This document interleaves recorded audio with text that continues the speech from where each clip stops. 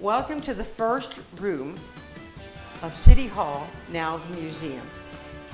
This is an actual stove that came out of one of the mining shanties. They weren't exactly big old cabins with lots of extra room, but they were someplace for these people to live. They were lucky. Some people lived in those, some in tents.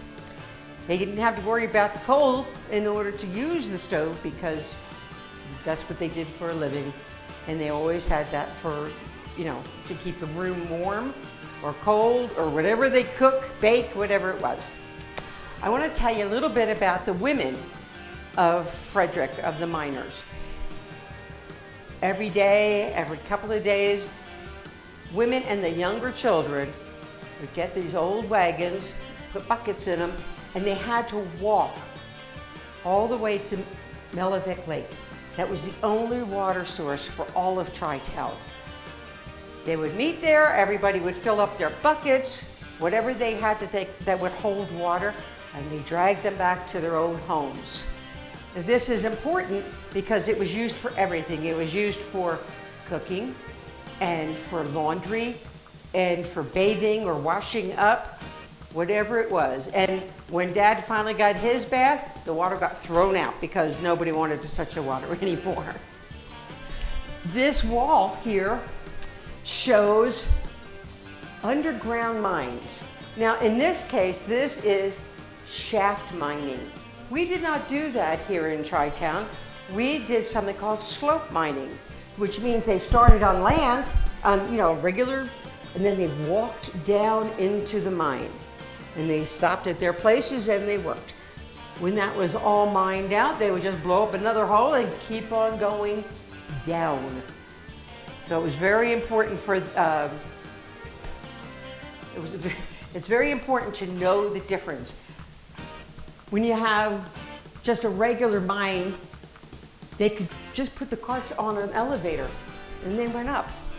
Slope mining, if it was a poor mine, or the company didn't have them ready for them, they had to push those big, heavy carts all the way back up, no matter how far down they were.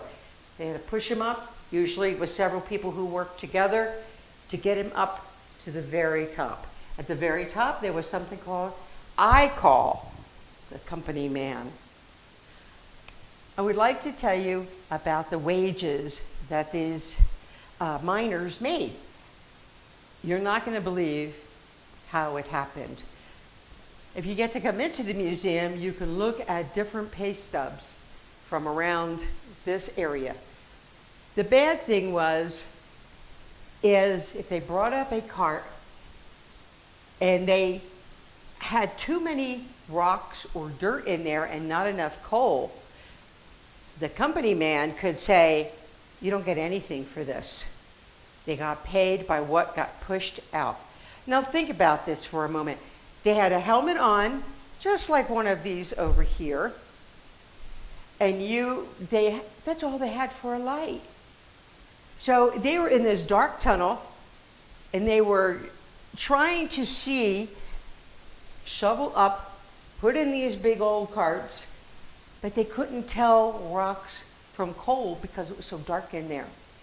And this company man, he could look at you and not like you for some reason.